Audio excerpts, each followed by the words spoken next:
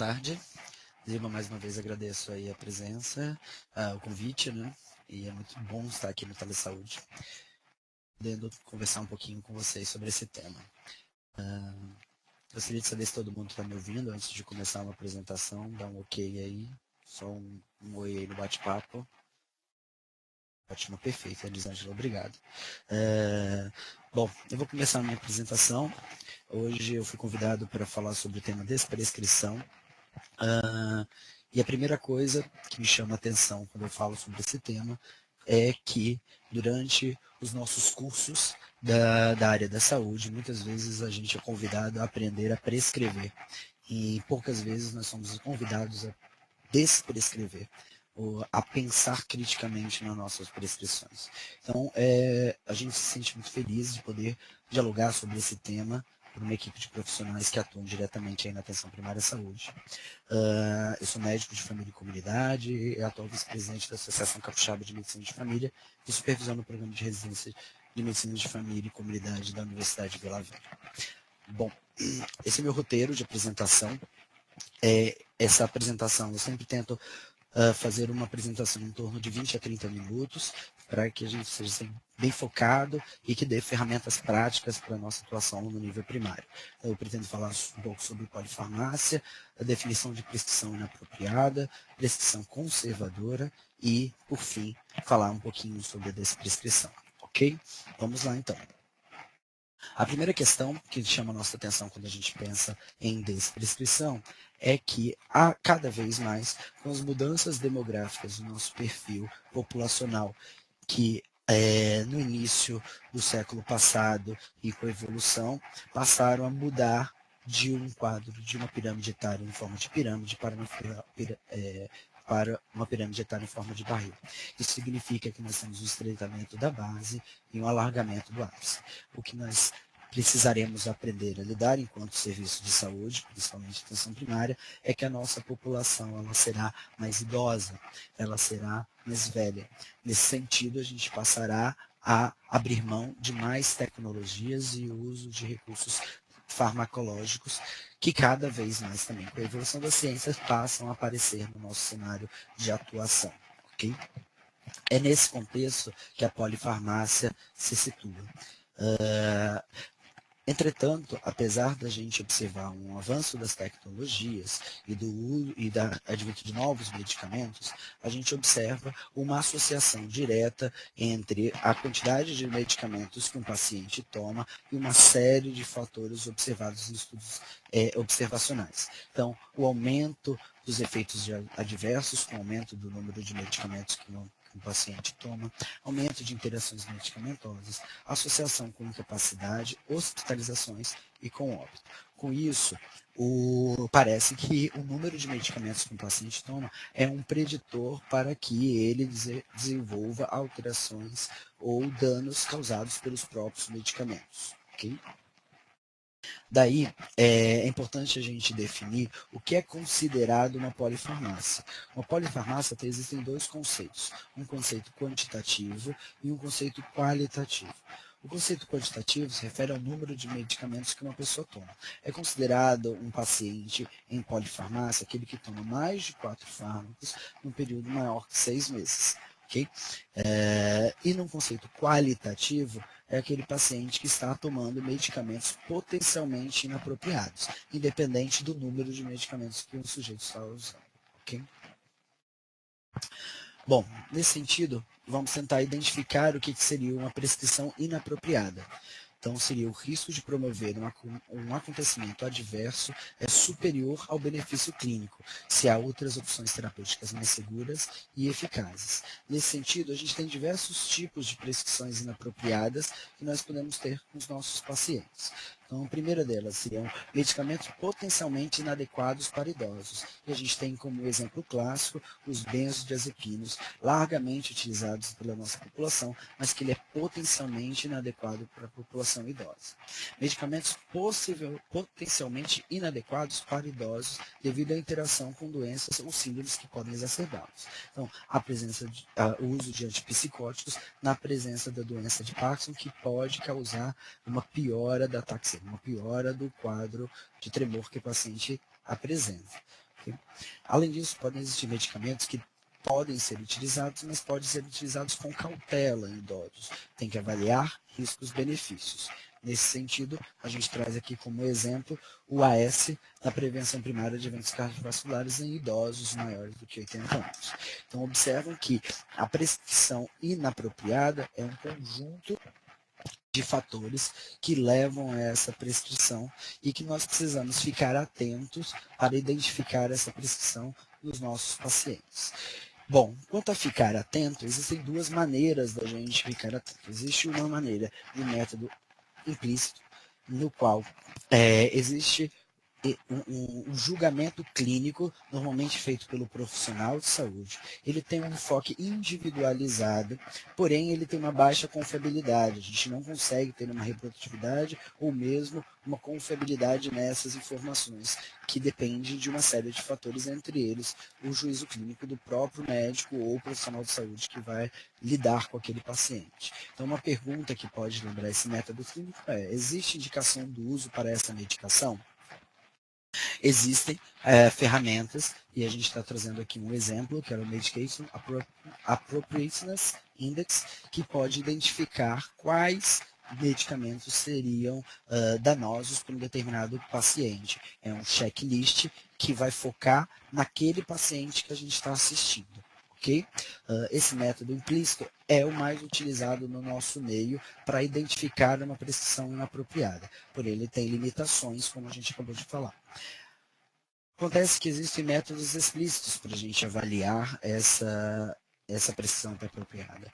Ela tem um respaldo na revisão da literatura, na opiniões de especialistas e em consensos dos profissionais de saúde. Okay? Eles geram uma lista de medicamentos que causam danos para uma população específica ou para uma doença. Observe que não é para o nosso paciente específico que está na nossa frente, mas um conjunto de pacientes. Pacientes idosos acima de 65 anos com tal morbidade. Então, está contraindicado aquele tipo de medicamento. Okay? Nesse sentido, não existe um juízo clínico do próprio médico ou profissional de saúde que vai assistir aquele paciente, e sim um consenso definido a priori. Nós temos como exemplo não utilizar benzodiazepínico para tratar insônia, agitação ou delírio em idosos. Observa que essa perspectiva ela é mais prescritiva, no sentido de definir que benzodiazepínico não está adequado para essa população. E nesse sentido, existem diversas ferramentas e eu recomendo vocês que façam uma busca ativa por essas ferramentas, que são as ferramentas chamadas BERS, START e STOP. São ferramentas que vão dar para a gente subsídio na identificação de quais medicamentos seriam potencialmente inadequados para a população, principalmente no enfoque da população idosa. Daqui eu trago um quadro que eu não vou falar inteiramente sobre ele, eu irei dar um exemplo para que a gente fique atento a isso, de como que funcionam mais ou menos essas ferramentas de análise de medicamentos para uma população específica. Então, por exemplo, a gente tem aqui o inibidor de bombas de prótons, ele é muito utilizado, que ele está associado a riscos de infecção por Clostridium difficile nas pessoas idosas, perda ósseas e fratura. E existe uma orientação de uso por um período maior que 8 semanas, sem indicação clara. Ou seja, eu não devo utilizar essa medicação por um período maior do que 8 semanas. Nós, atuando na atenção primária, a gente observa que muitas dessas prescrições são renovadas ou são mantidas por um período muito mais longo do que isso, muitas vezes sem a gente conseguir identificar uma definição clara para este achado. Uma outra questão são os antidepressivos tricíclicos, largamente utilizados também na nossa população, né? Que a gente apresenta efeitos anticolinérgicos pronunciados, principalmente na população idosa, causando sedação, hipotensão ortostática e outras alterações. Na medida que existem alternativas terapêuticas mais adequadas, é importante que a gente pense na substituição ou mesmo quando a gente for não introduzir um antidepressivo priscílico. Existem diversos exemplos que vocês podem ver nesse quadro, e se vocês checarem aquelas ferramentas que eu trouxe para vocês anteriormente, vocês vão conseguir, ao longo do tempo, aprimorar expertise para ter uma prescrição mais conservadora e dentro das evidências científicas mais atualizadas por revisões clínicas e consensos de especialistas. Com isso, é importante que a gente identifique que em qualquer processo de prescrição, a gente precisa ter uma postura conservadora. Então, algumas recomendações que eu acho que são importantes para nós identificarmos na nossa prática clínica, que vai ajudar a subsidiar a prática. Essa recomendação foi feita nos arquivos de medicina interna, em 2011, e são os princípios de uma prescrição conservadora. Eu vou trabalhar alguns pontos dessa prescrição conservadora. Primeiro, considerar sempre que possível um tratamento não farmacológico. Se eu tenho a possibilidade de não tratar esse paciente com o uso de medicamento, principalmente na população idosa, nós precisaremos disso. Então, aqui nós temos alternativas na atenção primária, como grupos de apoio, como ferramentas coletivas na nossa comunidade, ou mesmo o uso de algumas terapias alternativas. Praticar uma prescrição mais estratégica. Adie o início de medicações não urgentes, evite troca injustificada de medicações, tenha cautela com drogas não comprovadas e comece o tratamento com apenas uma droga por vez. Esse é um outro ponto interessante. A gente perde a nossa referência de qual medicamento pode ser um medicamento que causou alguma interação medicamentosa se nós tivermos uma introdução de mais de um medicamento naquele encontro. Manter vigilância dos efeitos adversos, então primeiro suspeitar desses efeitos, monitorar quando a gente realizar a desprescrição e prevenir o paciente de possíveis reações adversas já esperadas. A introdução, por exemplo, de um medicamento como a metformina para o tratamento de diabetes deve ser precedida de uma orientação que provavelmente nos próximos 15 dias ou um pouco mais, esse paciente apresentará alterações gastrointestinais como diarreia. Se a gente orienta que isso é algo esperado e prevenível, nós conseguimos então aumentar a aderência ao tratamento desse paciente para essa medicação. Exercer a cautela e o ceticismo em relação aos novos medicamentos. Então, procurar sempre informação imparcial. Nós temos várias recomendações que buscam ser imparciais e orientadas para a atenção primária. Aqui eu recomendo fortemente a Cochrane como uma organização internacional isenta. Esperar até que as drogas tenham um tempo suficiente no mercado. Então, evitar os fetichismos, os fetiches por novos medicamentos. Ser cético sobre substitutos em vez de verdadeiros resultados clínicos. Esse é um ponto importante quando a gente analisa novos estudos, que muitas vezes existe uma associação de resultados que são pouco relevantes para a nossa prática clínica, que na verdade não são desfechos definitivos ou são desfechos não tão importantes.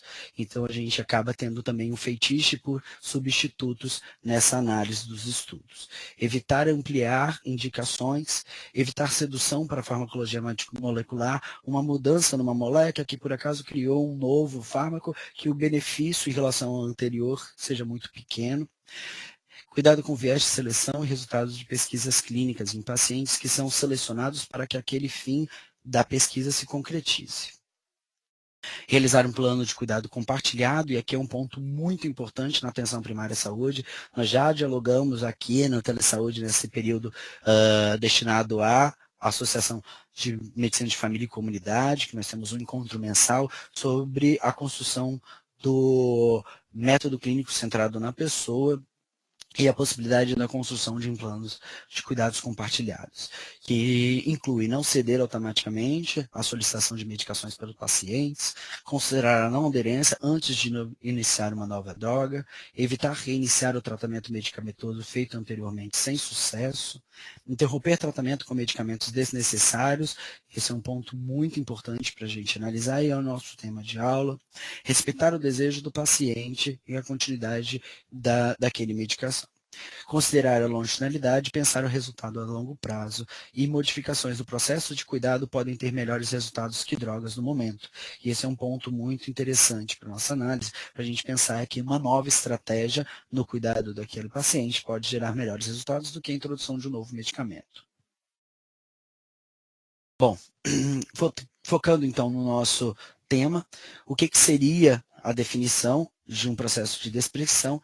Então, seria a desmontagem de uma prescrição de medicamentos por meio da sua revisão e análise, levando à modificação de dosagens, à substituição ou eliminação de alguns fármacos e à adição de outros fármacos.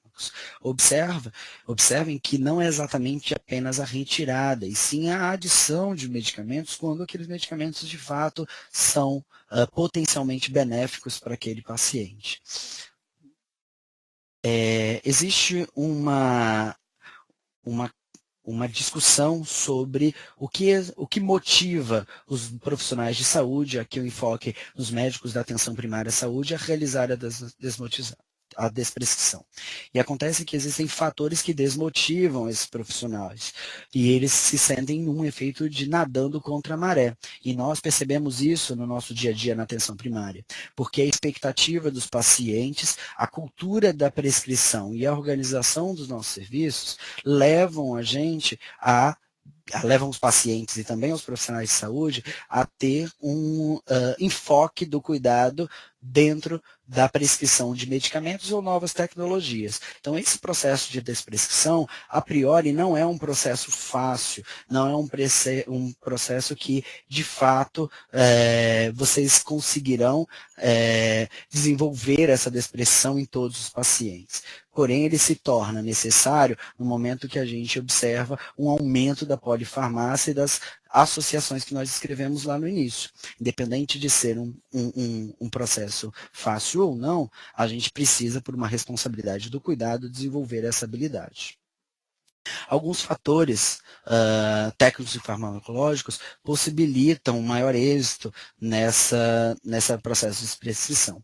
Daí a gente começa a identificar as melhores evidências científicas para realizar um processo de novas prescrições ou de retiradas de fármacos. Nós já trouxemos aqui algumas ferramentas que podem ser utilizadas para esse fim, nos slides de prescrição inapropriadas. Além disso, a gente sempre deve considerar os benefícios e os riscos daquela medicação ou daquela terapêutica propostas. Ficar atento e conhecer as interações medicamentosas para os nossos pacientes, observar as comorbidades que esses pacientes apresentem e quais comorbidades de fato nós podemos ou temos por objetivo tratar naquele encontro e qual é o prognóstico do nosso paciente, se ele terá de fato um benefício do uso desse medicamento ou dessa terapêutica por um período adequado.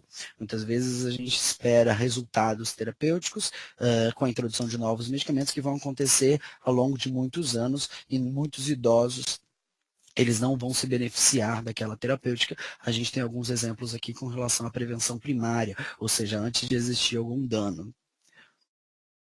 Alguns fatores não farmacológicos que precisam ser considerados no processo de desprescrição.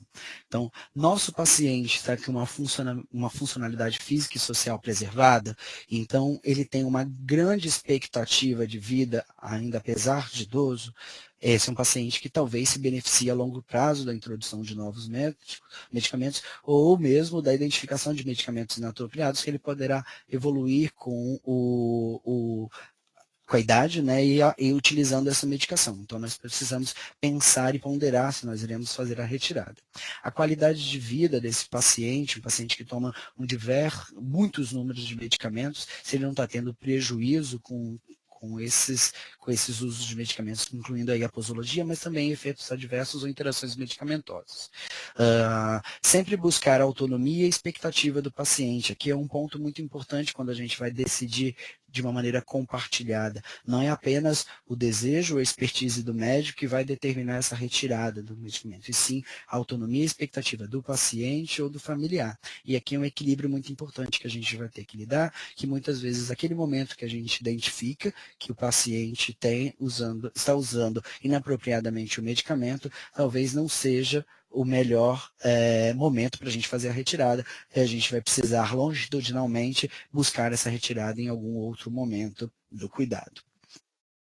E o contexto familiar. Se existe uma expectativa grande de que o familiar queira um cuidado mais intensivo naquele paciente, a gente também terá que trabalhar ativamente com essa família e pensar, por exemplo, numa avaliação de cuidados paliativos e uma abordagem sobre a terminalidade de muitos pacientes que a gente vem a discutir a questão da polifarmácia. Bom, para realizar a tomada de decisão, algumas questões precisam ser levantadas. Primeiro, a expectativa de vida do nosso usuário. Se esse paciente acabou de ser identificado com um caso que a expectativa de vida dele passa a ser pequena, por exemplo, um advento de um câncer de intestino num paciente de 85 anos. Eu tenho uma expectativa de vida reduzida para esse idoso. Eu tenho que levar isso em consideração na minha tomada de decisão. E aqui talvez um processo de desprescrição, eu preciso fazer isso de uma maneira mais acelerada. As metas de atenção à saúde. Eu estou buscando uma redução do risco desse paciente desenvolver tal patologia ou estou fazendo um tratamento específico? Essas são duas questões completamente diferentes. No idoso, principalmente no idoso muito tardio, talvez medidas de prevenção primária não sejam tão efetivas. O plano compartilhado com o usuário familiar. De uma maneira geral, sempre nós devemos buscar essa tomada de decisão, não de uma maneira unilateral. E aí eu gostaria de enfatizar esse quadro, essa imagem, na verdade, que está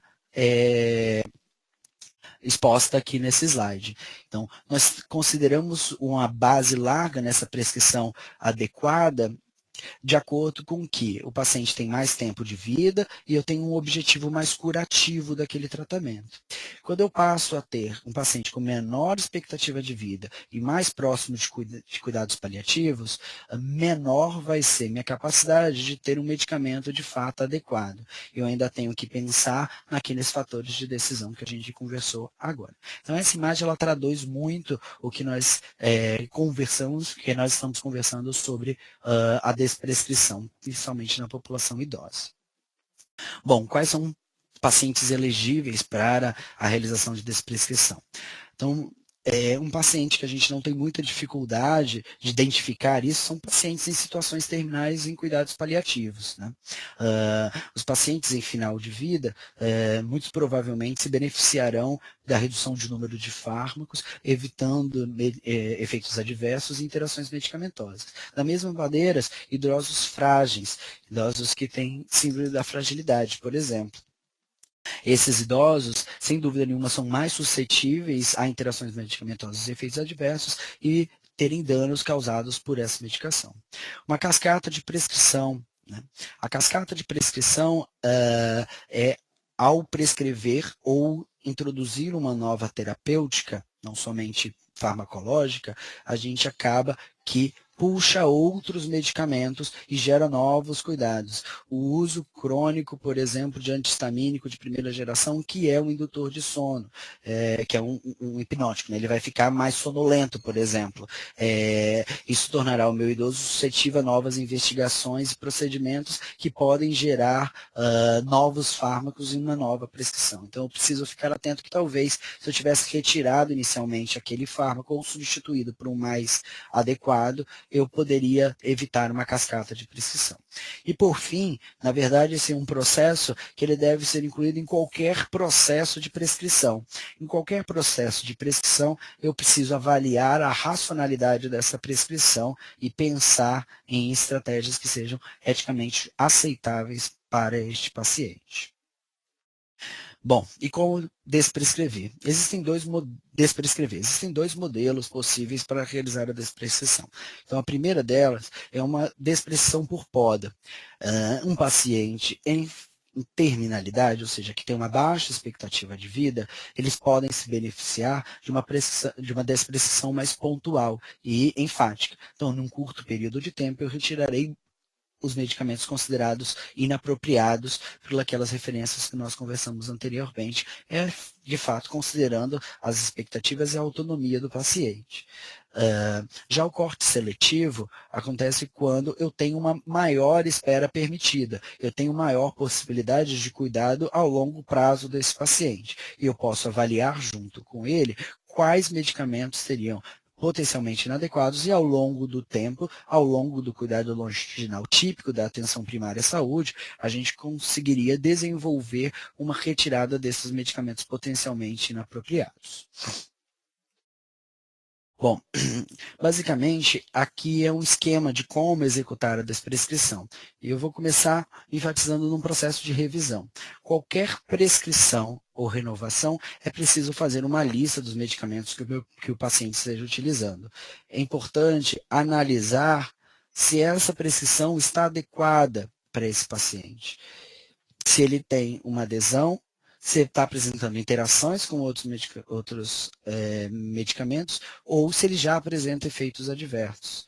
Considerar as metas do tratamento e até o benefício. Será que eu estou buscando uma terapêutica que eu terei um benefício a um longo prazo e a expectativa de vida desse paciente não será adequada para esse fim? Então, é importante que eu identifique essas metas do tratamento até o seu benefício. Então, um processo de análise após uma revisão. E aí é hora de agir. Começar por fármacos inadequados, que causam danos, ou que, de uma maneira geral, o paciente não tem uma boa aderência. Então, esses são os melhores para a gente começar, esses são os melhores fármacos para a gente começar a agir. A gente vai ajustar, considerar expectativas, as crenças e as preferências do paciente. Talvez ele tenha um apego por um fármaco que na história de vida dele, ele se beneficiou do uso, mas naquele momento ele é potencialmente inadequado, como por exemplo os benzodiazepínicos. Com isso eu precisarei de uma retirada mais paulatina ou mesmo retardar a retirada para um outro momento mais estratégico. Daí eu vou precisar monitorar essa retirada. Então, considerar aderência e dar apoio. Será que, de fato, ele não está utilizando o benzodiazepínico que nós pactuamos, a retirada gradual? Ou ele está conseguindo por vias que normalmente não são as vias mais formais, como indo numa consulta médica? Ou reaparecimento ou agravamento da doença de base. Daí a gente precisa pensar numa nova estratégia de cuidado. E nós voltamos novamente pela revisão dessa lista de medicamentos. Observe que isso é um aspecto cíclico e que a gente vai precisar, ao longo do tempo, desenvolver esse cuidado. Já começa muito bem quando a gente inicia tendo uma prescrição mais conservadora. E é por isso que eu trouxe na minha apresentação a questão da prescrição conservadora de fármacos. Bom, aí eu trouxe um caso clínico para a gente dialogar e para a gente exemplificar esse quadro, essa desprescrição e pensar em estratégicas para a gente utilizar. Eu vou ler agora o caso clínico e no próximo slide comentarei alguns fatos desse quadro. Então, GSK, 80 anos, viúvo, ele trabalhou como taxista, agora vive com sua filha e é atendido pela equipe de estratégia de saúde da família. Durante a visita, filha cuidadora queixa-se de estar uma pilha de nervos. Traz com ela um saco com todos os medicamentos do paciente. Bom, isso é uma situação muito comum para nós que atuamos na atenção primária à saúde. GSK diz que não aguenta mais tantos especialistas e medicamentos. Naquele momento, ele encontra em queixas. Ele tem uma lista de problemas, que ele é hipertenso, tem insuficiência cardíaca, congestão de grautez, um eletrocardiograma com bloqueio de ramo esquerdo, é um paciente com um tratamento para depressão, possui um antecedente de DPOC, anemia, tem uma coxartrose e uma fraqueza generalizada e faz uso dessa pequena lista de medicamentos para lidar com todas essas questões apresentadas nesse quadro clínico. Bom, eu estou contando aqui basicamente 9 fármacos diferentes. Se a gente pensar quantitativamente, esse paciente é classificado num possível paciente polimedicado, tem que estar em polifarmácia. Vamos avaliar agora qualitativamente. Nós temos aqui o que está em vermelho, prováveis riscos do uso dessas medicações. Então, o paciente em uso de omeprazol estaria mais suscetível aos riscos de infecção por Clostridium difficile. O paciente com mais de 80 anos em uso de prevenção primária para AS aumentaria o risco de sangramento. O beta-bloqueador aumentaria o risco de broncoespasmos. A digoxina, uma alta taxa de toxicidade. Amitriptilina aumenta o de riscos de arritmia, ele já possui bloqueio de ramo esquerdo. O benzodiazepínico, entre vários aspectos, aumenta o risco de queda. O ibuprofeno aumentaria o risco da piora renal. Bom, esse é um paciente que, apesar de ter diversas morbidades ou comorbidades, possui uma funcionalidade, está ativo. Então, eu posso pensar para esse paciente numa estratégia de corte seletivo. Eu não tenho necessidade desse momento de pensar um corte, uma poda como estratégia de desprescrição. Vou poder avaliar dentre desses aqueles que ele tem menor aderência ou que potencialmente pode causar mais danos e vou oferecer ao paciente uma forma de uma outra terapêutica que não inclui esse medicamento ou pode incluir outras alternativas, ok? Mais aceitáveis ou mais seguras para esse paciente nessa perspectiva. Bom, o que eu tinha para apresentar era isso sobre desprescrição. A gente mais uma vez agradece a oportunidade. A gente está falando aqui em nome da Associação Capixaba de Medicina de Família e Comunidade. A gente convida todos vocês para acessar o nosso blog e participar das atividades que nós realizamos aqui mensalmente em parceria com o Telesaúde Espírito Santo. Eu agradeço aí a atenção. Muito obrigado.